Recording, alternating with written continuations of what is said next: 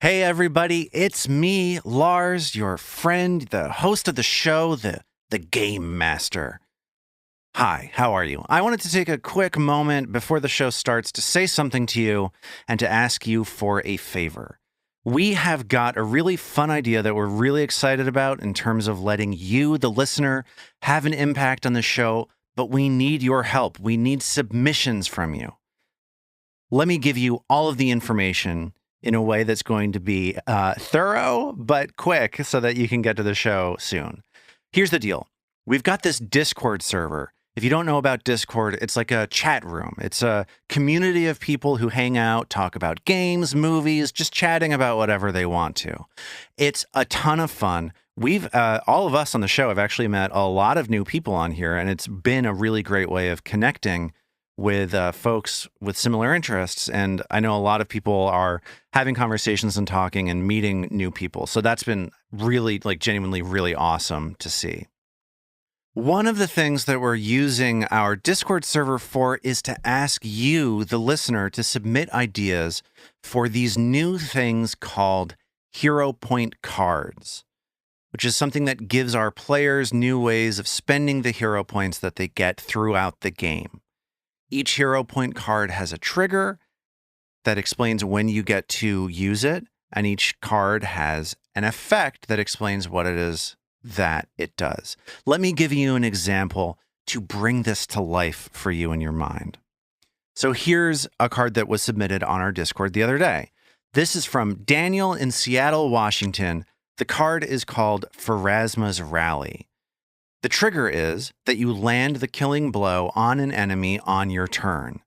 The effect of playing this card is that you immediately gain 2 more actions as Pharasma, the god of life and death, smiles upon you for killing this enemy. See how something like this would be fun to do in the game? I bet your imagination is already going wild with all of the different things that you want to put into these hero point cards that you're already coming up with in your mind. Well, here's what you do. Go to www.tabletopgold.com, find the link to our Discord server, come on over, and then contribute your ideas and put your mark on the show. We think that these hero point cards are going to be a super cool addition to the show. And I am super pumped to get this thing rolling, but we need you to be a part of it. Okay, onward to this week's exciting episode.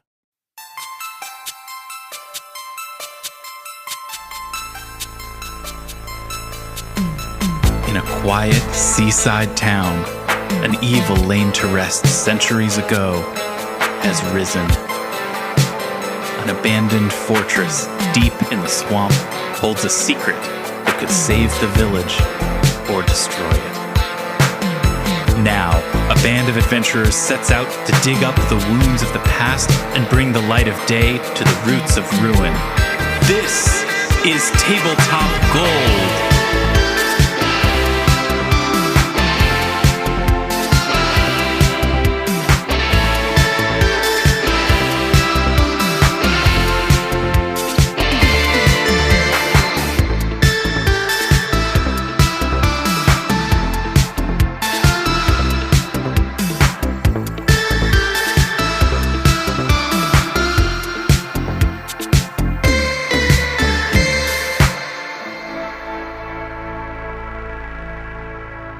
Hello, and welcome to Tabletop Gold, episode 21. Old enough to drink, old enough to know better is what I say. Don't drink, everybody. It's bad for you. I'm enjoying tonight a nice Shinerbach beer. Hey! Potential future sponsor. Oh, I would love that. If Shiner, whenever we bring up these potential future sponsors, it's like I always flash in my mind to what a world looks like in which a role-playing game podcast would ever get onto this company's radar. Mead. You know, Mead, the school supply company? No. The three-ring binder company? No, like honey-based drinks. Supplies? Oh, alcohol. I see. Like thematic to the fantasy situation. makes we haven't even much more introduced sense. ourselves, but I'm so sad because I can't. Learned recently I can't really drink beer anymore or can't enjoy it because now I'm on a medication where all carbonated drinks taste flat to me. What? Weird. That sounds rough. It's the saddest thing ever. That's a side effect? It's a side effect. Bubbles don't bubble? My migraine medication, like seltzer and sodas and beers just taste flat. Did you guys ever, I feel like this was a thing in like the... Oh, I'm Robin. Hi. Hi, Robin. I'm Zoe. In like, I don't know, let's call it 2008 to 2011, there are those berries that you eat that make everything sweet. I feel like this is this, but way worse. Yeah. Yeah. But way worse. It does sound like there's an upside to it, though. What's the upside? That it's a migraine treatment. Oh, sure. Yeah. Fair. Right. These are actually, we've all got it reversed. These are actually things that you eat in order to avoid tasting carbonation anymore. They just have a positive side effect that you stop having migraines. Yeah. Hi, David. Do we still need to introduce ourselves? We do. 21 Yeah, we can episodes get in? there. We do. Okay. Oh, God. Should I slate in again? No, you're fine. Hi, everyone. It's me, Lars. We're going to go right around the circle in a weird order. Here's Armat. Hey, I'm Armat. It's Armat. Hey, it's Armat. Zoe. Zoe's here, too. Hello, I am. And Robin is here. I'm so cheerful because I don't have a migraine today. Yay! No seltzer, no migraine, they always say. That's it. No seltzer, no migraine. And David the Tin Man Chernicoff is also here. Slate. We were talking earlier today about songs. There's a new Adele song out just to date this particular recording.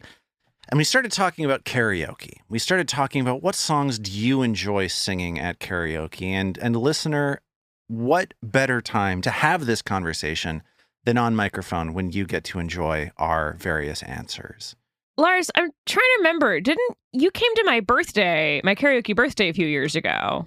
What did you sing at my birthday? Oh. Well, okay, I'll go first. My number one is a choice that I stole from somebody else. They sang it at karaoke, my friend Scott, and I was like, I'm going to sing that at karaoke from now on. Even though this is your song, I'm going to do it now. It's mine now. Sure. And that is Chris Isaak's Wicked Game. Oh, that song is so I good. think I remember. Boys. Yes. But my number one, and this is such a stupid answer because nobody gives a shit. Nobody likes this song. Suede Head, the song by Morrissey, the first Morrissey single after he left the Smiths. See, that was fun. Everybody knows that song. And hey, does everybody remember the Morrissey single from 1992? Well, that's my karaoke pick. You know the song. It's like, why do you come here when you know it makes things hard for me when you know? No? Nobody knows that song? I don't. No. Okay. In my defense, I wasn't putting my full Morrissey stink on it as I was singing it just now. Anybody else want to answer this question? I stole a song actually from my fiance, and he was a little mad about it. But I'm like, I sing it better. And I stole Melissa Etheridge's "I'm the Only One" from him. Yeah, It's that's a so good song. It's such a good song. And nobody would ever see that coming, and yet everybody knows the song. It's a perfect karaoke pick. I can only share lamentable choices because I haven't been to karaoke in years here in North Carolina. There aren't a ton. As we were discussing before this, basically illiterate when it comes to music. Can't tell you who sang something, can't tell you the title of a song. Once someone starts singing it, I can be like, oh, sure, yeah. But biggest mistake, hands down, I ever made at karaoke was 1 bourbon, 1 scotch, and 1 beer, which is so long. Not a good karaoke song. I mean, I think blessedly I was in like a rented room birthday situation, not like a live public karaoke situation. So the audience was at least people who were probably going to keep speaking to me afterwards, but it was rough. 1 bourbon, 1 scotch, 1 beer is symptomatic of 2 potential karaoke snags. One At of which least. is it's a hook everyone knows, but the verses are actually really obscure, and you don't realize it until it comes on. So everyone's going like, oh man, I had forgotten that there's a lot of blah, blah, blah, blah, blah, blah, before we get to the part we all want to shout out together. And it's also a song the actual version of which is quite long, but is just faded out on the radio version. And then you're just stuck right up there. You're trapped on stage. Twisting Also, the like, wind. what is my vocal range? Unclear, but it's not George Thorogood's. Like, it wasn't a good match. So speaking of trapped on stage, I'll give you. Well, so I was once I was traveling overseas, and I came across a stage in the middle of the town that I was traveling in, where they had set up karaoke, and people who were there had all gathered in the town square and were doing karaoke like for the whole town. This is like a stage that in a past era, there would have been a person like in a stockade getting tomatoes thrown at them. Wait till the end of the story. So I signed up to do it, and I signed up to sing Can't Buy Me Love by the band The Beatles. Sure. That which one is I a know. song that I can sing okay. And I chose because it's extremely recognizable and very short. So I was like, Quick. I'm just going to do this thing. It's like a 2-minute song, whatever. So I get up there to sing the song, and the version of Can't Buy Me Love, the karaoke version that they had, I swear it must have been like transposed a 4th or a 5th up from where it was supposed to be. Oh, no. And it was like the minute the music started playing, the moment I knew it, I was like, I cannot sing this song in this register. And there isn't a ton of intro there. So I just had to pick. Am I going up or am I going down? What'd you do? What did you do? Well, listener, I regret to inform you, I initially went up. Oh. It did not pan out. And eventually I went down.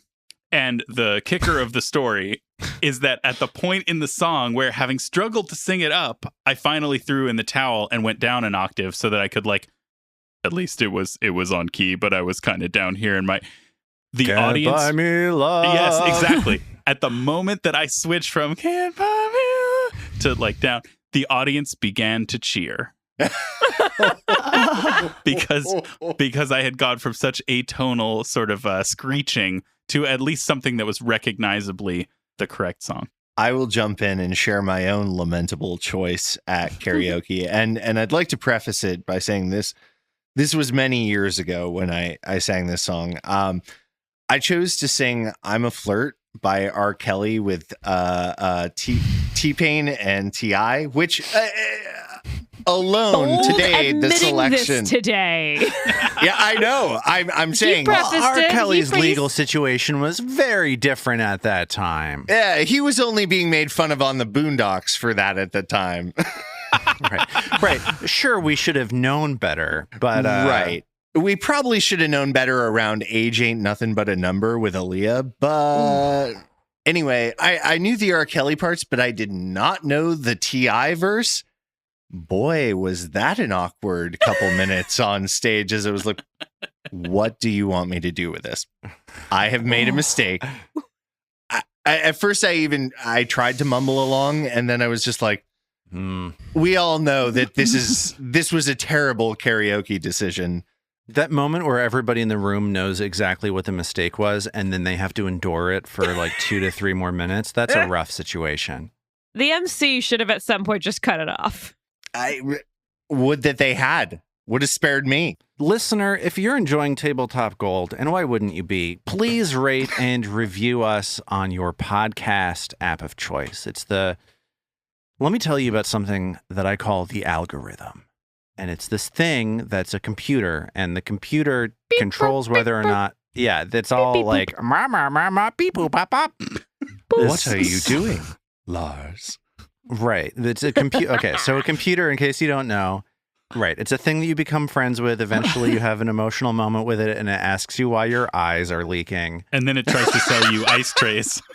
Right. So we all know what's going on with the computer, and in this podcasting game, it's really up to the computer to tell other people to listen to your show.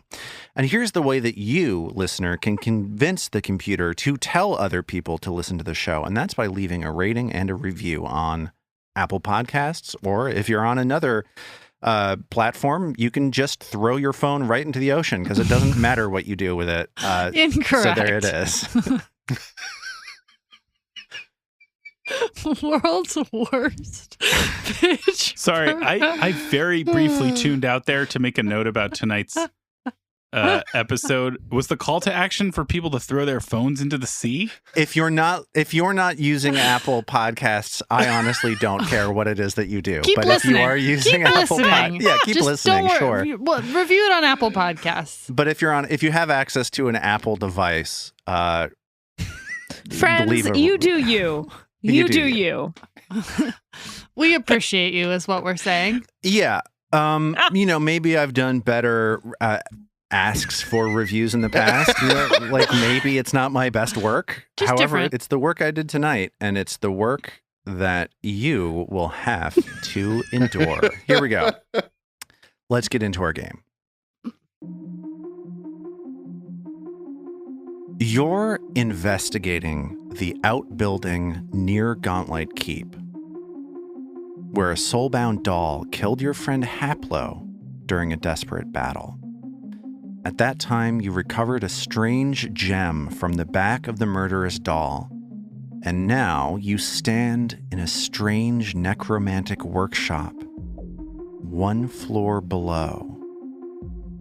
In this room, a goblin's body is in a tank of some fluid, and alcoves around the room are filled with implements of magical experimentation. You have just slipped the gem that you recovered from the doll that killed your friend into the back of a new doll. A half-built one in the shape of a goblin with its arms and legs missing. So we are going to be picking up from there. This gem has just been put into the doll. Norman just slipped this gem into the doll's back, and its little wooden eyes are rolling around in this wooden body. And it has just shouted out, "Ah, it's you again!" And with that, Norman drops to his knee and he says, "Oh yes, dear friend, we're here for you." Trill jumps back. What did you do? And Norman gives her, like, as subtle as he can, a big wink with his eye, and he says, "Friend, we've come for you. We've come to help and to learn from you. I cannot believe we're in your presence." So you're lying to the doll to convince it that you are its friends. Yes. Okay, I think that's going to be a pretty hard DC because for reasons that we can get into in just a moment. But let's go ahead. Let's get that deception check. Let's see what happens. I will roll, and Fraum is there boosting Norman's deception check. Just because you have this familiar, your golden tooth, which we talked about a couple episodes ago, Fraum, and a 24 plus Fraum's boost. And as a familiar, you can give it this ability called Partner in Crime that means it helps you lie by like magically enhancing your deception, right? Correct. So how much boost does Fraum give you? I believe right now Fraum gives me 1. So Fraum aids in this lie, and you roll a 25 with all of that included. Correct. I'm going to say that this doll becomes confused. They start wiggling and twisting against. Who's holding this doll? I assumed it was on the ground. Okay, so it's on the ground and it's sort of clacking its legs and its arms into the ground, realizing that it's unable to move. And it just looks at Norman and says, "Wait, who are you?" It is me, your master's long-lost nephew. Okay, now give me a deception check. For real, give me a deception check. I feel like I just Because did that's bonkers. What you're saying to me right now. So that's a 19 with Fraum's enhancement. It's a 20. Okay. So he starts crying and he starts talking to himself in a language that only Norman and Vadim are able to understand. And that language is Goblin. Oh. And he just says to himself as he's crying, he says, "I trusted him. I trusted him. And he strains to punch out at Norman. And he just says, I was lied to. I was lied to by my dear master. And he is apoplectic in just twisting around, trying to swing at Norman, screaming in Goblin and crying.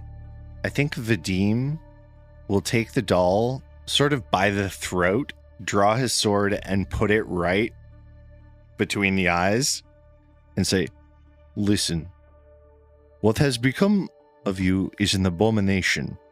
If you wish for death, I can grant you that.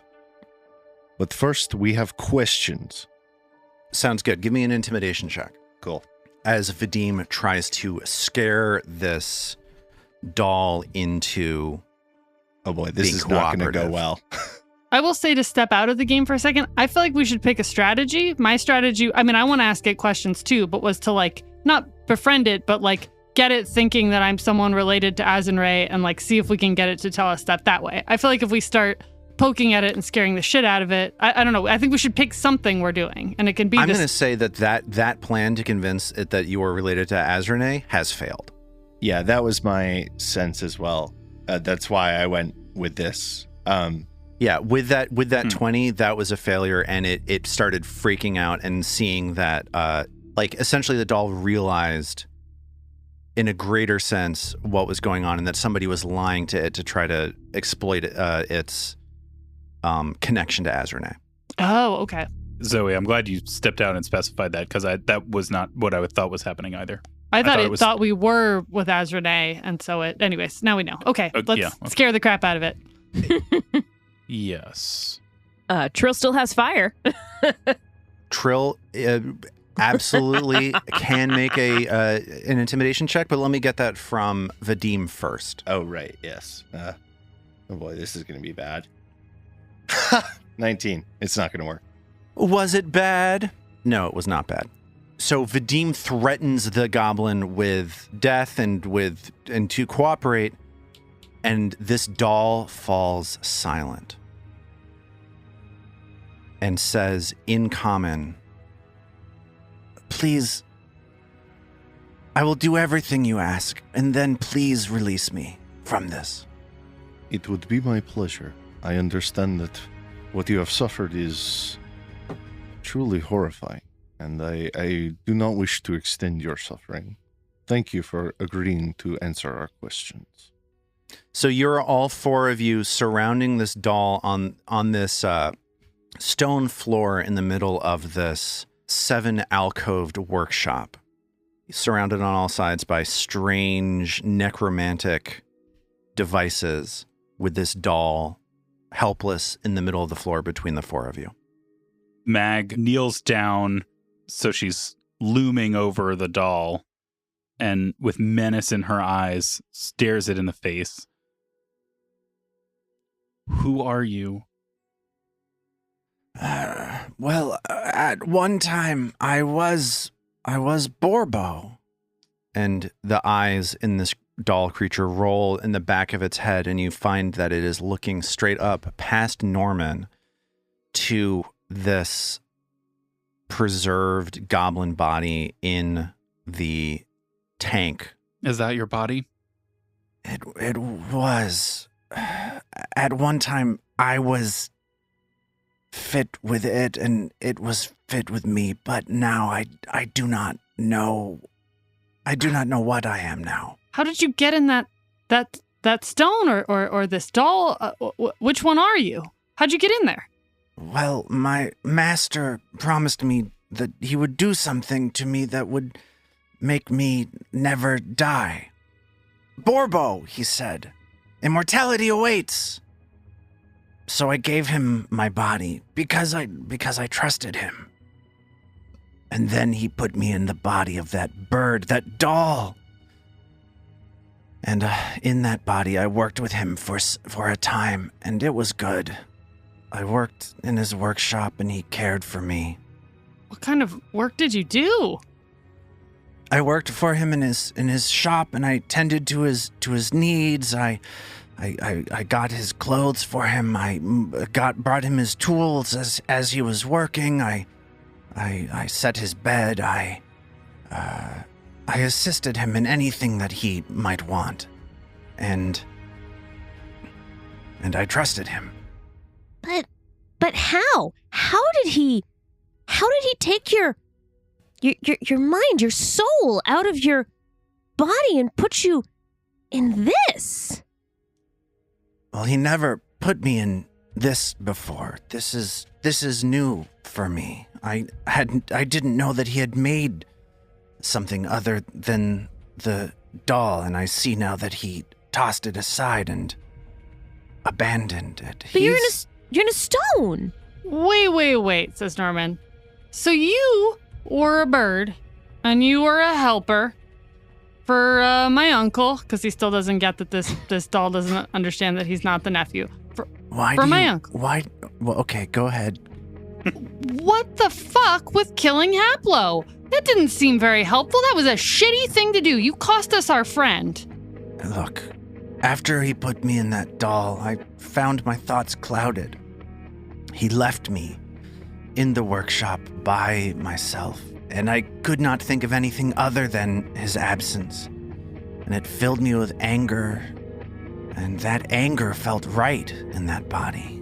I stayed in that thing for years, and the anger and the despair and the frustration, it just made more and more sense until I became blinded to any feeling but that hatred. How long were you in that room alone? I don't know. An endless length of time.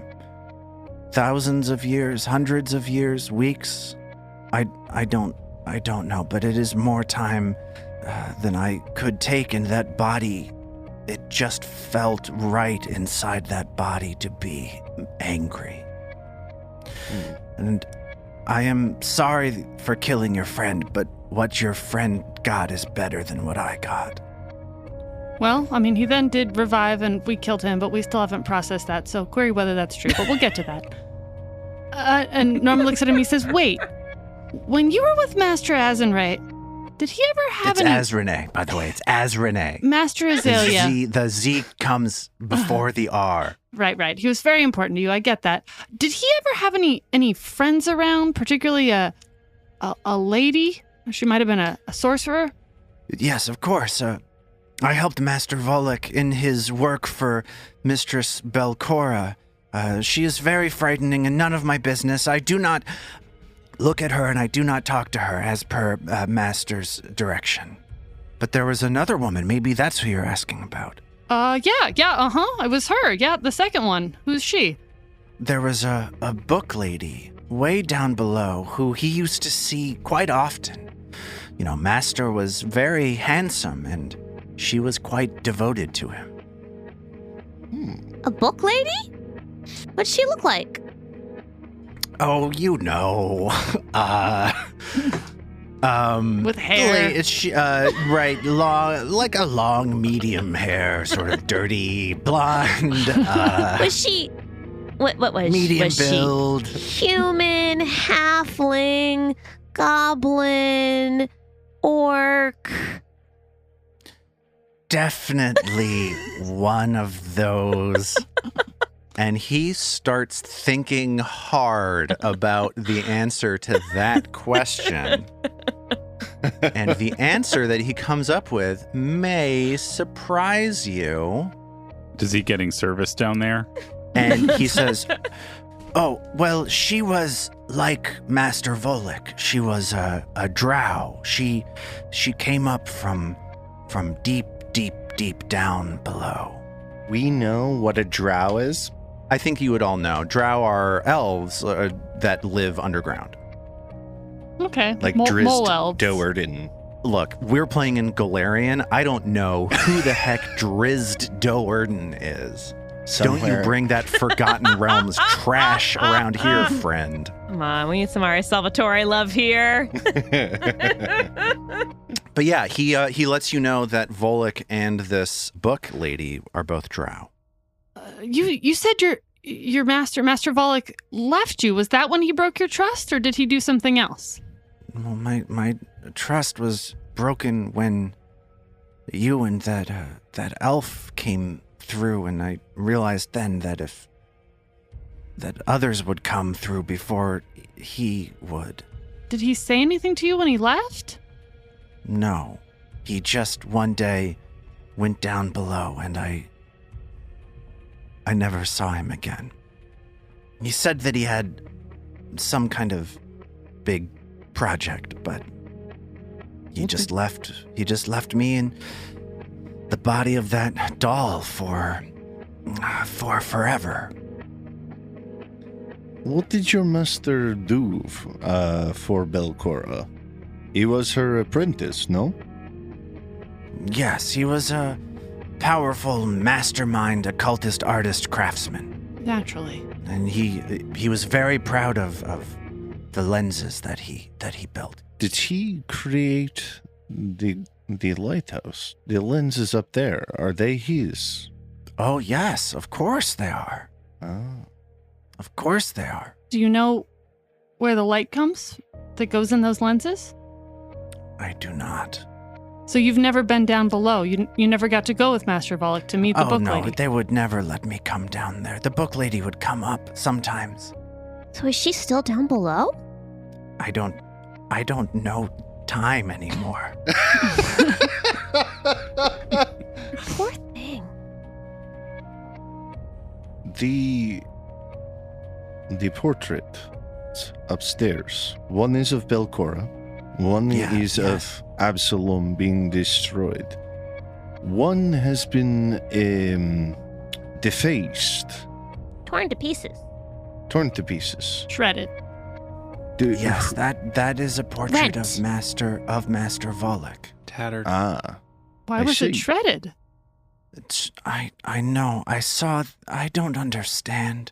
Did you do Somebody must have done that to make him very upset. He was very protective of pictures of him. He would get angry anytime anyone threatened to do anything to pictures of. He worshipped himself in these pictures. Ah. Did he paint them? Oh, sure. Yes, absolutely. He would paint them, and I remember once I stepped on a picture of himself he painted, and he snapped at me and he said, "Borbo, you stupid!" And he told me that I would be punished for hurting the picture of him, and he became so upset he started shaking like my hurting this picture of him had injured him in some way. Oh. Curious. Do you speak Aklo? No. Well, I speak I speak Goblin mostly. Do you think if someone had destroyed that picture of him that it could have actually destroyed him? That seems kind of weird. But I don't know. Magical, I've been maybe? spending. Look, if I were in a different frame of mind, I'd maybe tell you that was an out there idea. But I have spent what I believe to be thousands of years in the body of a doll bird, becoming more and more violently insane. So there's really no telling. While we're down here, we sort of got the sense that maybe with this magic that Master Volok was doing, he was putting stuff into, I don't know, like some mice or a rat. Do you know anything about that? Yes, I've seen him do experiments with rats, rodents, insects, worms, small animals, and Did he ever do to anyone or anything else what he did to you? not that I know. I pray he didn't. The cruelty that he visited upon me by putting me in this or in that body and then leaving me, promising me immortality and then forcing me to wait for his return. I hope he never did that to anybody or anything else. I'm going to release your soul to Pharasma. Unless not you'd be prefer to join us, kind of, we could carry you around, you could hang out. Oh, have you met Tangletop? He's upstairs. I don't know if I've made this clear, but my existence is endless suffering. I really thought I had hit that point. I think Tangletop is right going to fix this for you. Let's bring you up. You'll meet Tangletop. No, please. I hate that guy. That guy is so annoying. Spooky ghost. Yeah, he's pretty annoying. Yeah. I don't love him. Yeah. I feel like Norman looks at Vadim and he's like, you want to do the honors? It will please my goddess. I'll play a little. Trill pulls out her harp to kind of give a little background music to play him off. Waiting for Vadim to smash it, Norman lights up the stone to like sort of send it off. And hands Vadim Haplo's sword. Vadim takes the bastard sword from Mag. He reverses it so that he's holding the hilt in one hand and the gem in the other. He places the gem on one of the workshop tables and says, I release your soul to Pharasma. Be at peace, little thing. And he crushes it with the hilt. As the gem is crushed, the sound of shifting sand fills Vadim's ears as a cold wind blows around his body. And you feel yourself filled with a blessing from Pharasma. A blessing. Oh. You can cash this in to get a +2 status bonus to a single check. The idea is that you are getting a momentary prophetic glimpse of your fate from Pharasma. That within the next month, you can look at the result of a check and trade in this favor from Pharasma for a +2 bonus to that check. Amazing. That's so good. You pleaseth her. Yeah, and as Vadim does that, like, I think that we've sort of established how committed Vadim is to Pharasma, but like everything that you guys have been saying about, this idea of this soul being kept in this doll forever and ever being an affront to Pharasma, like, yeah, absolutely. It is such an affront that like you feel Pharasma, like you feel the touch of Pharasma herself in this room as you show this act of mercy against this soul that has been trapped in this gem for hundreds of years. And I think Vadim, for the first time maybe since he's arrived in town, feels some semblance of peace, having known at last he's done something concrete towards the ends of his goddess. Well, I think we have a lot to think about after that discussion. Perhaps we should keep exploring. Yeah, let's keep looking around this room. Wait, if we're gonna let everyone here who needs to rest, what's going on with Barbo's body? And Norman goes back to tapping the glass like he was before they talked to the doll. So you can take a look at the body and you could give me either a nature or a medicine check to try to figure out what's going on with it. My nature and my medicine are both 4. I'm going to go nature. Okay. So you take a look at the body of this goblin that is hanging in this liquid, and you get a very clear sense that this body has been decomposing for a very long time, although it has been slowed down significantly by the chemical that it's in. It just seems to you as you look at it that this is some kind of keepsake. Like there's no broader purpose to it beyond keeping the body around. Well, So it's like taxidermy? Weird.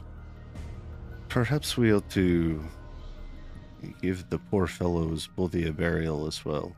can we burn it? I was going to say that. Yeah, cremation is fine with me. He didn't specify any lust rights, so I say he gets what he gets, huh? Plus he killed your friend. He did kill Haplo. Yeah, we're really letting him off easy on that one. Plus, we killed Haplo, and I really feel like at some point we're going to have to sit down and talk about that. But what about right now if we just smash this guy out? Does this room have any ventilation? Absolutely not. This is not an OSHA compliant workplace in any way. Well, perhaps when we've completed our investigation of this room, we could take this body back up out into the open air and Give poor Borbo a burial. Okay. Counterpoint. What if we just burn the whole room? There's nothing here that is good. It is all necromantic studies, vileness of the kind we see that as Renee has produced. Perhaps we just burn it to the ground. Yeah. there must be more to learn here. And Mag begins searching the other alcoves, because I think there's like 7 and we've maybe looked at 2. Yeah, and Trill wants to do that as well. Trill wants to continue to search. And as she's searching, says to Vadim, I too mistrust the magic that is here and have no use for these exploits.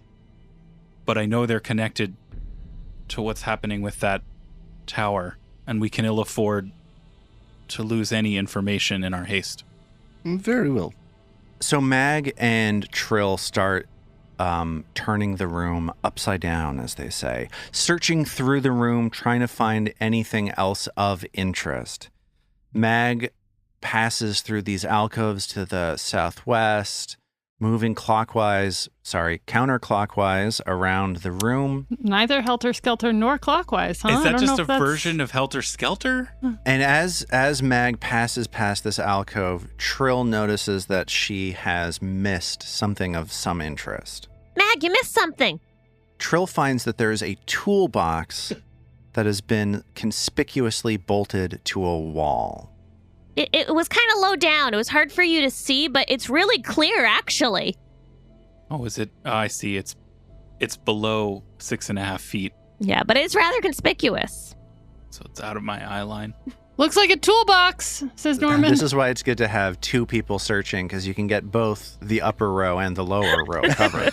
And you get the master stuff and the Yeah. blaster stuff. That's why you always want to gnome or a halfling. It's the lesson we take from The Hobbit and Lord of the Rings. Okay, but Trill does find this toolbox that has been bolted to a wall. Mag tries to open it. The toolbox opens and you see some tools that have been arranged sort of conspicuously within the toolbox.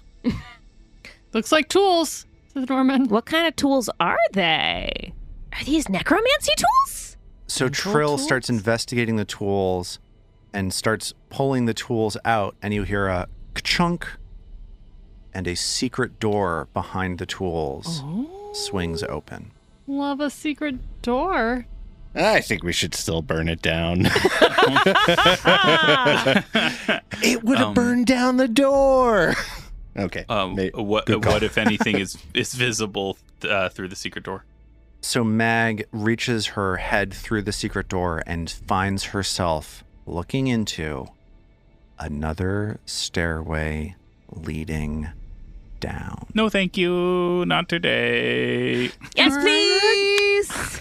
Can I have these tools, says Norman, putting them in his pocket. Oh my gosh, maybe this is the stairway that Borbo was talking about with the lady with the books. Good call, Trill. I bet you're right.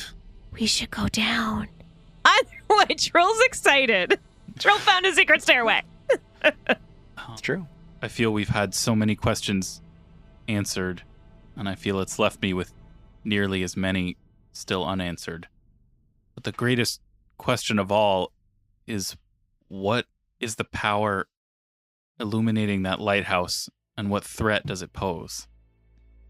And I don't see us learning anything about that lighthouse here in this workshop. Now, I know there are 2 stairways down that we found in this building. I also recall another stairway down, back closer to the lighthouse. I'm drawn that way first. Trill's jaw is just hanging open, and she's looking down at the stairs, and she's looking back at Mag, and she's looking down at the stairs, and she's looking back at Mag. She's like, secret stairs, Mag! Secret stairs! Yeah, no, I know. To clarify, I do want to go down there at some point. I'm just... Secret stairs! The gnome makes an excellent point, Magdalena. Norman? Well, here's what I think. I think we found that Volek was making lenses that power this lighthouse, and something, that terrible blue light, that incredible blue light, is coming from somewhere. I would say let's go back to the lighthouse and go beneath it and see what's there. But I'll always go down a secret passageway, so we could do this first. I feel like Norman just did that weird knowledge feat on me where both things happen at the same time. Thoroughly. Mag is now a midflit and a thief. Yeah, Mag is now befuddled one. Mag reaches down to the floor where Vadim has left Haplo's bastard sword after smashing the soul stone, and looks at each of them and says, I'm drawn back up into the keep, into the lighthouse, but I go with the group. Vadim winks at Trill. Yeah. And goes, let's go. Yeah. Battle Bard. And he pushes the door open. So you push the door open and you start moving slowly down these stairs that lead even further downwards. In my head, it's all of our characters, but we're doing the sneaky walk that they do in Scooby-Doo.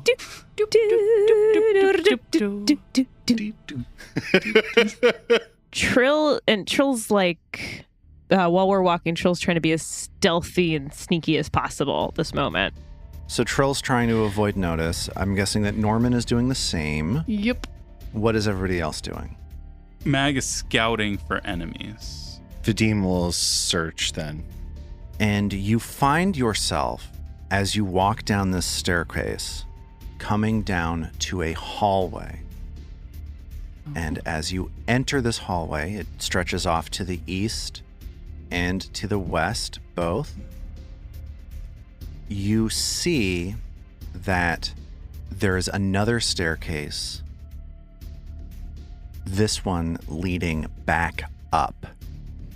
So this hallway is the sort of junction of two staircases leading down from the first subterranean level down to the second subterranean level.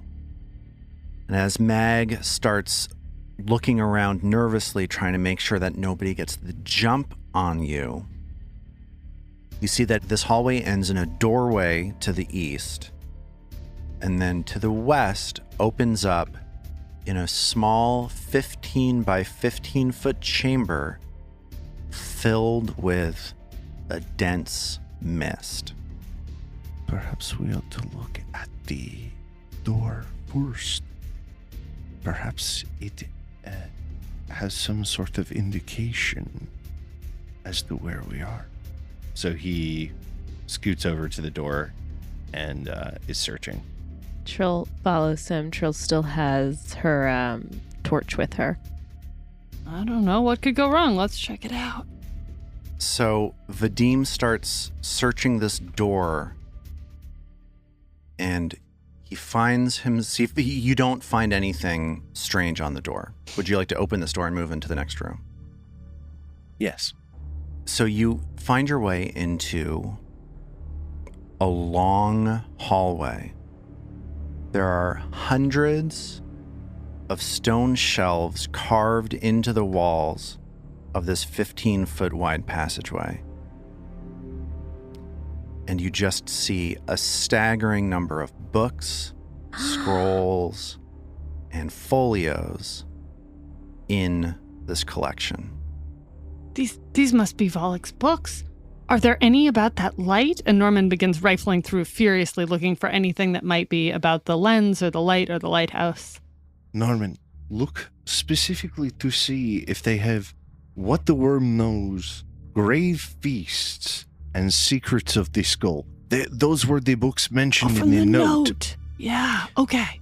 As Norman looks through the shelves, Uh-oh. you notice that there are 4 creatures with long, lolling tongues, pale blue, rancid-smelling skin, and long, pointy ears, dressed in robes, pale blue robes, that seem to be standing guard in front of these books. And one of these creatures looks towards Norman and licks its lips and looks you up and down, paying particular attention to your flesh as he looks you up and down. Are you here to donate flesh for the canker? Let's talk about that. What would that entail? Says Norman, just trying to keep it talking. If you give a gift of flesh, it should be a finger, a toe, or an ear. Oh, yes, we are very interested in this. We would definitely want to know more. What will the canker give us if we give you that donation? Servitude for the canker is its own reward. And the three other of these pale blue-robed creatures start clapping. They're like, a donation for the canker. And they all run off together, excitedly whooping and hollering as they run off to the north.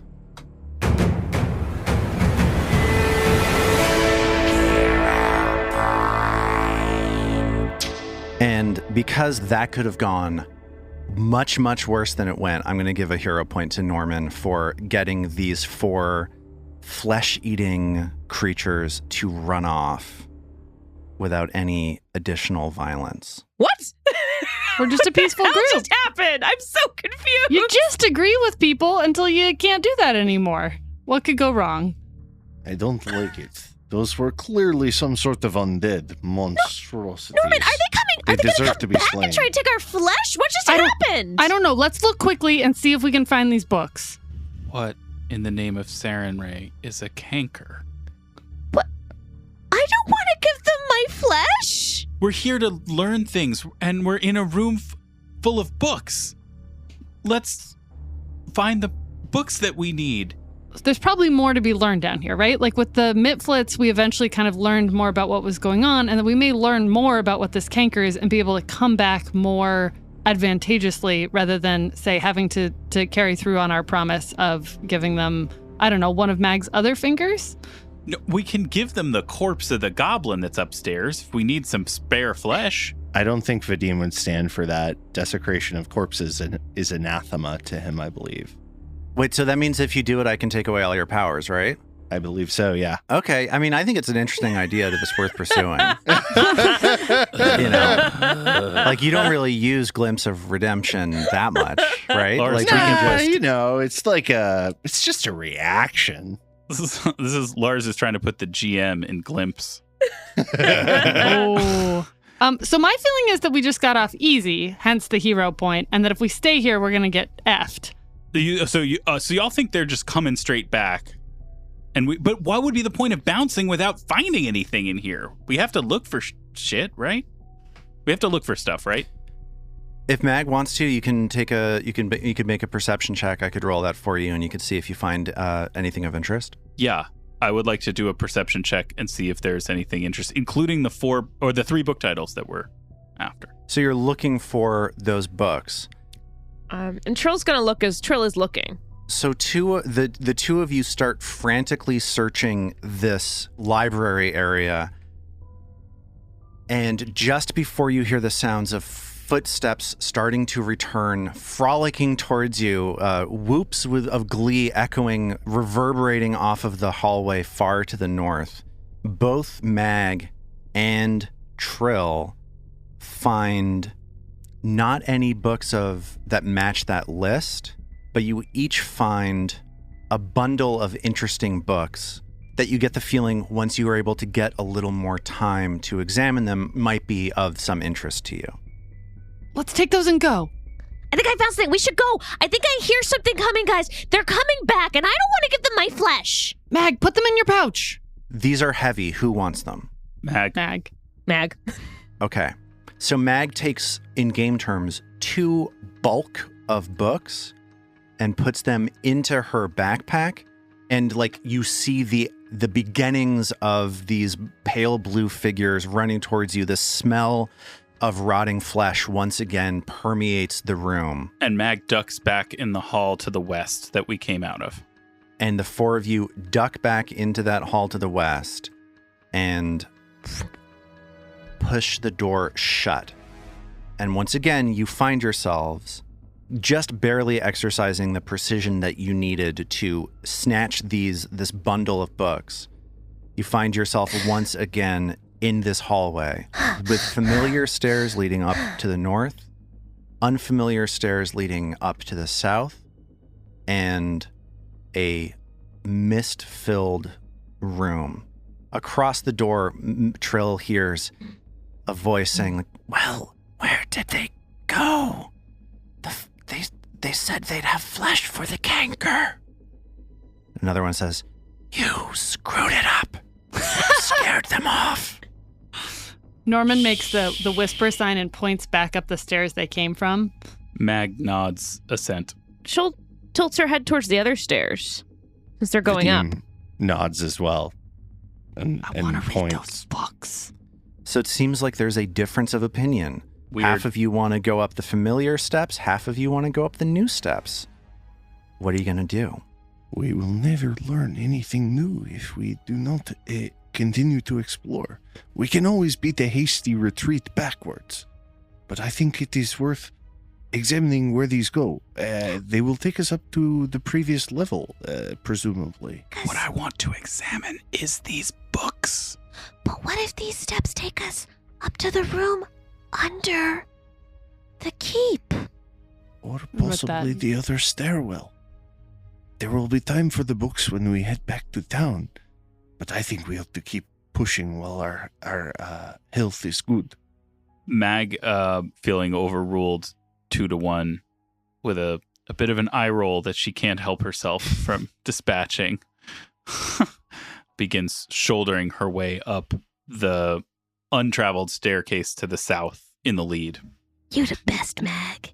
Norman trundles behind them a little begrudgingly. Yeah, Mag is now doing the Scooby-Doo sneak, but in a kind of grumpy way. Like, you know. Norman's looking for traps. He's like now nervous that he's in uncharted territory. Trill is thinking that to get down those first stairs, they had to find a hidden doorway.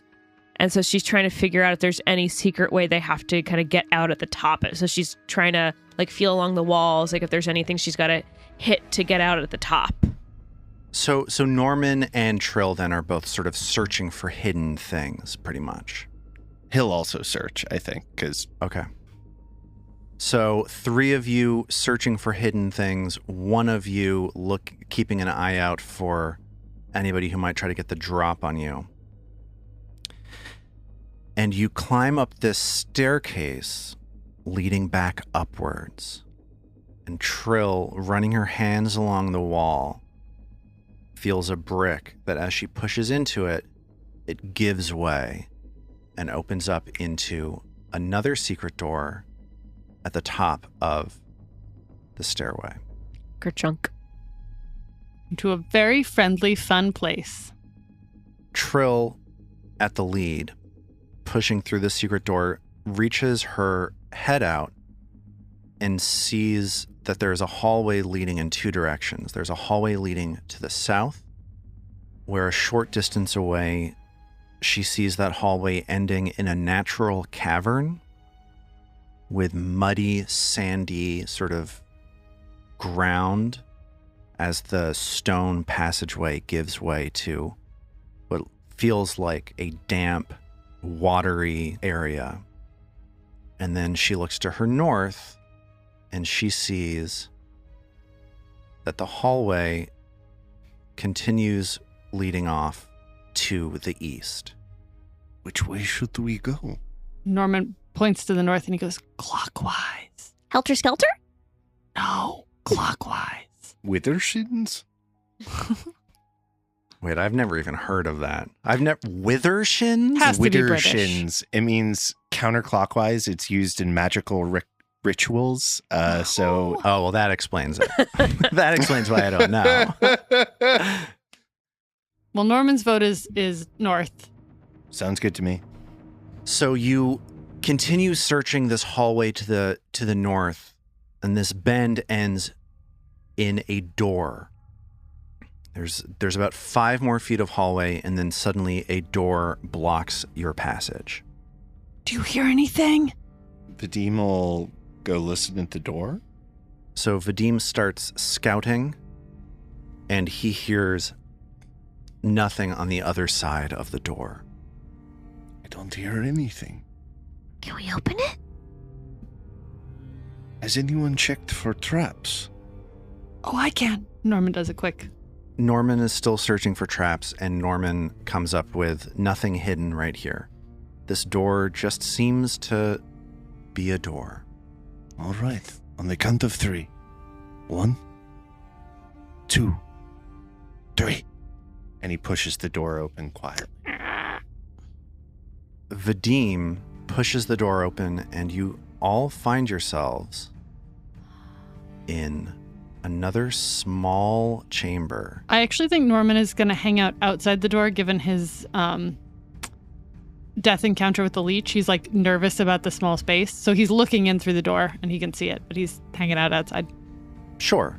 And you guys can go ahead and put your tokens wherever you'd like to in this room. I got your back, he whispers. So here's what you see in this room. It's a small chamber, about 15 by 20 feet. A ruined table and several destroyed chairs lie in a heap in the middle of this room, along with several large bones. And this looks like it was maybe some kind of like a reception room, a place where people might have had a meeting at some point. But that has not happened, you gather, for quite some time. Because as you enter this room, these bones on the ground start shaking and shuddering and pulling together. What do you do in this moment? Light it Mag on fire. Grabs the nearest bone. She'll takes her torch that she's been carrying this whole time and immediately starts putting it towards the table and trying to light the corner of the table on fire. Okay. What is Vadim doing? Can he draw both his sword and his dagger? Yes, you can. Amazing. What is Norman doing? Can Mag also draw a weapon? Sure. Draw a weapon and grab a bone, baby. Okay. Norman pulls out his bow and arrow and goes, "What the hell is that?" to see if he can learn anything as he's watching it. So as these bones start shaking and pulling together, you have a little bit of time to react. Norman takes a look at this creature and tries to get a sense of what it is. It's safe to say that's going to be a religion roll, because this seems like an undead thing. These bones that were once dead are now moving. That seems like religion, right? Occultism? No. No. Society? These bones were once part of society. Right. What gang did these bones belong to? Definitely mid-flip bones. Mid-flips, obviously. Sailing lore? So here's what happens. Norman draws the bow, tries to figure out what's going on with the skeleton, has no idea. No. Trill brandishes her torch at the table and these bones. Vadim whoosh, pulls out both weapons. Mag tries to grab a hold of one of the bones. Give me an athletics check for that, please, Mag. Happily. I don't think my 14 assurance is going to do it. So I will roll a 15. All right. So Mag tries to wrap her hands around this bone as it's forming into the skeleton of some sort of a creature, and the bone slips away from Mag. But you still have your weapons drawn as you find yourself looking at this gigantic 15-foot tall skeleton of a Minotaur. Oh. What? As these horns scrape across the ceiling and it whips its bony head back and forth, starts grabbing a rusted out glaive from the wreckage, and we will pick up from there as you are pinned against the wall by this enormous Minotaur skeleton in this tiny reception room. What? A Minotaur? Norman, make Next friends time. with it. Hello?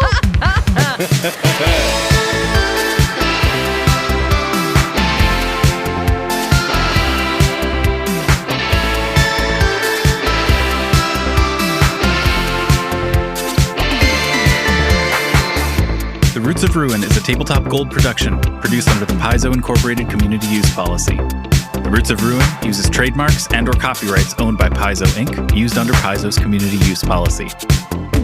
We are expressly prohibited from charging you to use or access this content. Paizo does not recognize, endorse, or sponsor this project in any way. Original characters and content are the property of Tabletop Gold. For more information about Paizo Inc. and Paizo products, visit paizo.com. We at Tabletop Gold would love to hear from you. Email us at letters@tabletopgold.com and find all our social links at tabletopgold.com.